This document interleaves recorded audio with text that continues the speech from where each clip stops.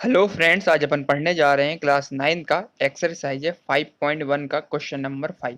Chapter है introduction to Euclid geometry, chapter number 5। Question number 5 है in about question, मतलब question number 4 की बात चल रही है। Point C is called a mid point of line segment A B.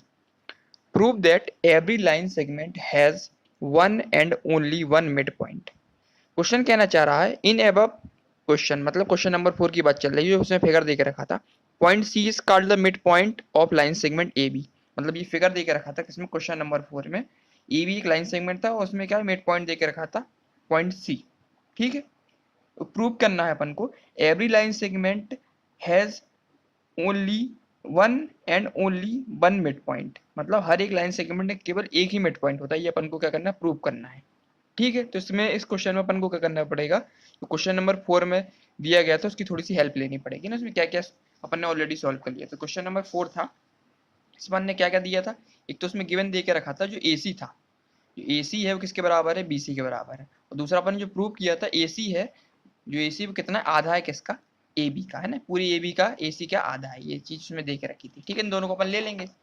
तो स्टार्ट करेंगे इस क्वेश्चन को। तो सबसे पहले अपन क्या ले लेंगे, जिसमें दिया था जो ए सी था वो किसके बराबर दे के रखा था, बी सी का। ठीक है, ये दे के रखा था, गिवन था ये। ठीक है, और साथ साथ दूसरी चीज क्या दे के रखी थी इसने, जो ए सी है, जो ए सी है वो क्या दे के रखा था, हाफ था किसका, ए बी का। ये क्या था, टू प्रूफ था। ठीक है, ये टू प्रूफ था क्वेश्चन के फोर्थ का। तो दो चीज अपन ने इससे ले ली क्वेश्चन नंबर 4 से। ठीक है, अब क्या करेंगे, इस क्वेश्चन नंबर 3 को अपन को प्रूव करना है, इसमें फिफ्थ को।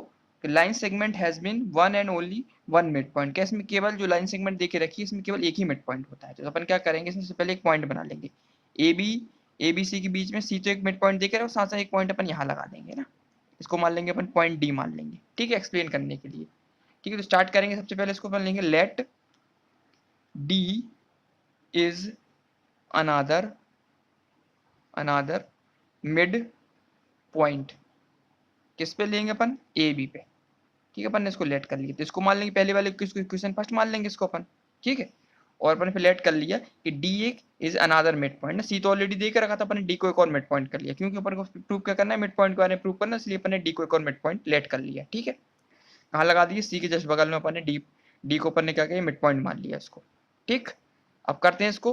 तो जी मिड पॉइंट हो जाएगा, तो अपन ने ऑलरेडी पढ़ा हुआ है ये पहले वाले इक्वेशन से, अगर डी अगर मिड पॉइंट है तो ये क्या होगा, जो ए डी होगा किसके बराबर हो जाएगा, हाफ ऑफ ए बी के बराबर हो जाएगा, नहीं हो जाएगा इस मिड पॉइंट से। क्योंकि ऑलरेडी क्वेश्चन नंबर 4 में जो प्रूव किया था, जब ए सी की वैल्यू क्या निकल रही थी, मिड पॉइंट था तो 1/2 ए बी निकल रही थी। इसी प्रकार से अगर डी को मिड पॉइंट मान लेंगे तो ए डी किसके बराबर हो जाएगा तुम्हारा, हाफ ऑफ आधा ये होगा किसके बराबर हो जाएगा, ए बी के बराबर हो जाएगा। तो ये क्वेश्चन क्या हो गई, अपनी सेकेंड हो गई। अब इन दोनों को अपन कंपेयरिंग कर लेंगे, इक्वेट कर लेंगे। लेकिन from equation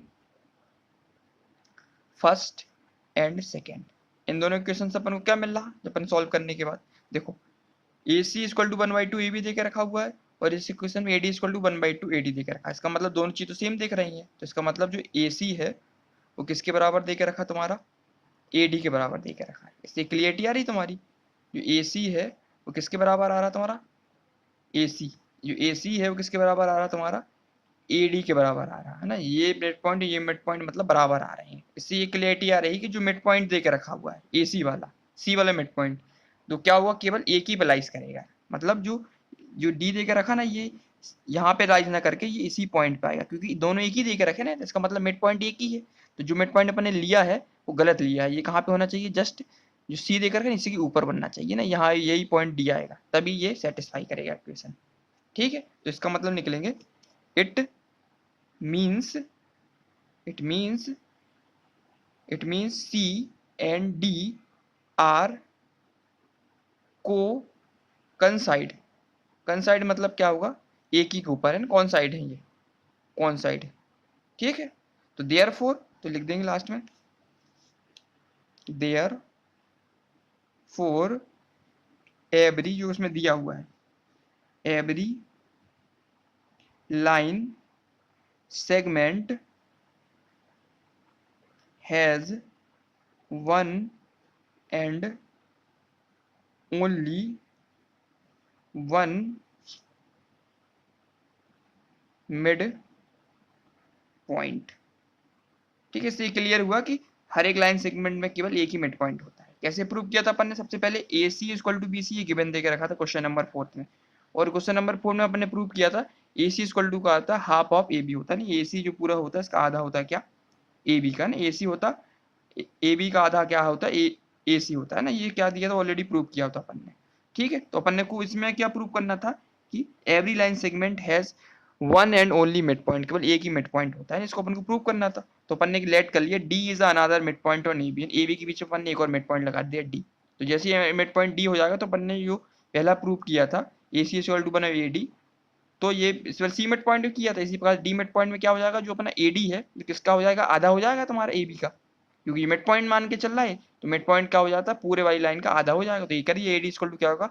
half of A B हो जाएगा। तो इक्वेशन फर्स्ट थी अपनी ए C equal to 1 A B, और दूसरी वाली इक्वेशन ए डी थी 1 हाफ ऑफ ए बी, है ना। A D equal to half of A B, दोनों को अपन ने क्या इक्वेट कर लिया। तो देखो ये और ये दोनों क्या कट जाएंगे ना, काटेंगे नहीं, मतलब इक्वेट करेंगे, काटने ही बोलते हैं इन दोनों को। तो बचेगा कहाँ से? जो ए सी होगा ए डी के बराबर होगा, कि दोनों वैल्यू सेम आ रही हैं। तो ए C equal to A D, इससे ये क्लियर आ रहा कि जो ए सी की वैल्यू है और ए डी की वैल्यू एक ही है, मतलब मिड पॉइंट इन दोनों का क्या है? एक ही है।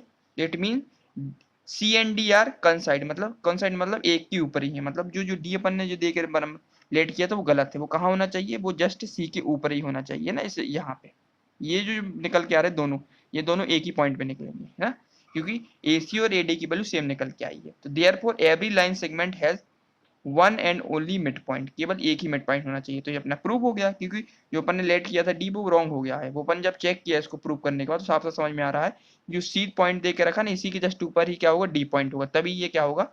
ए, तभी सेटिस्फाई करेगा कि जो एक लाइन सेगमेंट होती है उसमें केवल एक ही मिड पॉइंट होता है। तो क्वेश्चन नंबर 5 था, ये अपन ने प्रूव कर लिया। इसमें यही पूछा था कि every line segment has only one and only one mid point, एक ही मिड पॉइंट होता है। तो बिल्कुल होता है, एक ही मिड पॉइंट होता है लाइन सेगमेंट में। तो क्वेश्चन नंबर तो अपना कंप्लीट हो चुका है। अब नेक्स्ट वीडियो में अपन क्वेश्चन नंबर 6 स्टार्ट करेंगे। ठीक है, थैंक यू।